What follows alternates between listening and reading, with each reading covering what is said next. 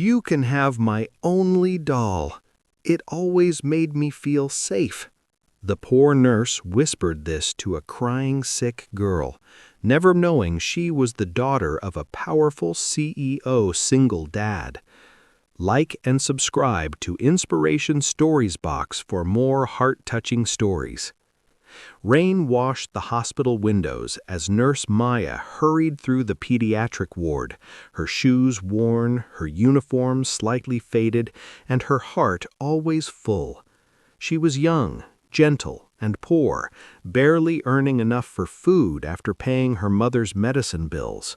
Yet, in the world of pain and uncertainty, she carried a warmth that no wealth could buy.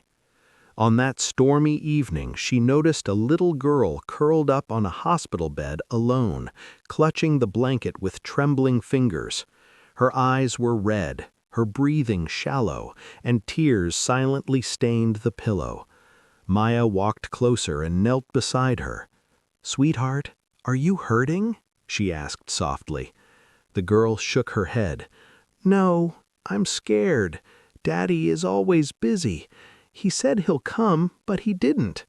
Maya's heart tightened. She checked the chart. Patient, Emily Carter, age 7. Father, Alexander Carter, CEO of Carter Enterprises. Maya knew who he was. Everyone did. The richest man in the city, a powerful CEO, a feared businessman, and a widowed single father.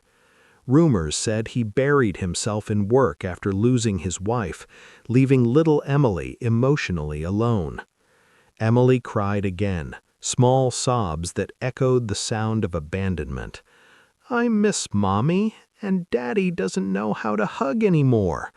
Maya sat beside her and pulled something from her own bag, a small, worn-out doll with hand-stitched hair and a faded pink dress. Emily looked at it with surprise.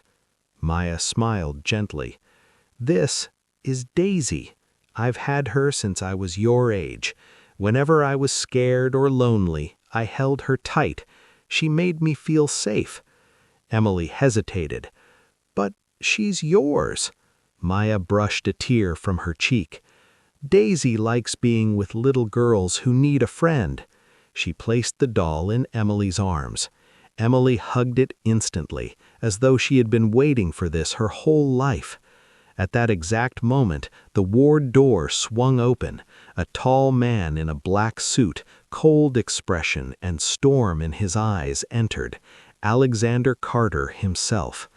His gaze fell on his daughter clutching a worn doll, resting peacefully for the first time in days. Then he looked at Maya.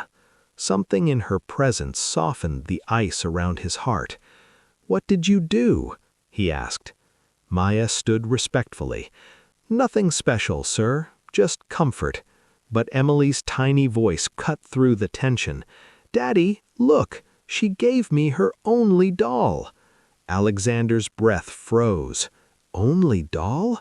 Who gives away their only treasure? That night, Maya left the room unaware that her small act of kindness had already changed the course of her life and Alexander's. Like and subscribe to Inspiration Stories Box for Part 2 and more emotional stories. The next morning, Alexander arrived earlier than usual, a first in months. He found Maya gently adjusting Emily's pillow while the child slept peacefully with the doll tucked under her chin.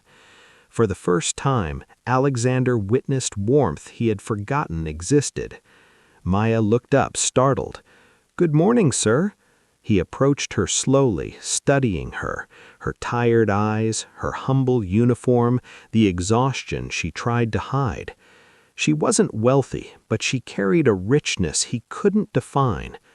"Emily, she hasn't smiled like this in years," he whispered. Maya simply nodded. "Children don't always need big things, sir. Just presence, just love." Her words struck him deeper than any business lecture ever had. Over the next few days, Maya and Emily grew inseparable. They colored together, braided doll's hair, and Maya told gentle bedtime stories. And Emily healed, not just physically, but emotionally. Alexander noticed everything, the way his daughter glowed around Maya, the way Maya listened patiently, the way Emily ran to her instead of the doctors. One evening, Alexander overheard Maya talking to another nurse about her struggles, her mother's medicine, her 3-day-old lunchbox, the fact that she walked home because she couldn't afford bus fare. She didn't complain, she simply accepted life with quiet strength. Alexander had never met someone so selfless. That night, Emily refused to sleep without Maya, so Alexander approached Maya nervously. "Would you stay a little longer?" he asked. She nodded with a soft smile. As Emily drifted off, Alexander sat beside Maya in silence. "I'm not good at this. Fatherhood, feelings, any of it," he admitted. Maya looked at him gently. "You loved your wife deeply, didn't you?" His eyes softened with pain. "She was my world, and when she died, I shut down. I thought building an empire would distract me, but I forgot Emily needed her dad more than the world needed my company." Maya placed a comforting hand near his. "You can still come back to her.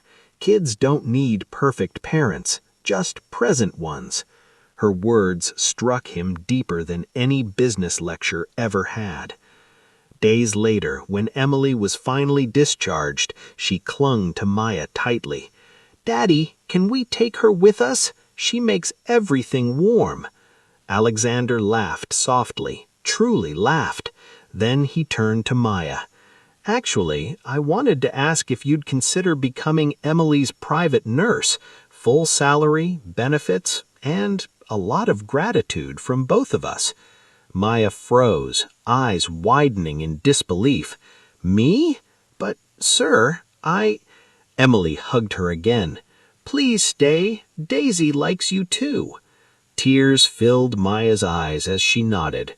It wasn't just a job offer, it was a new beginning.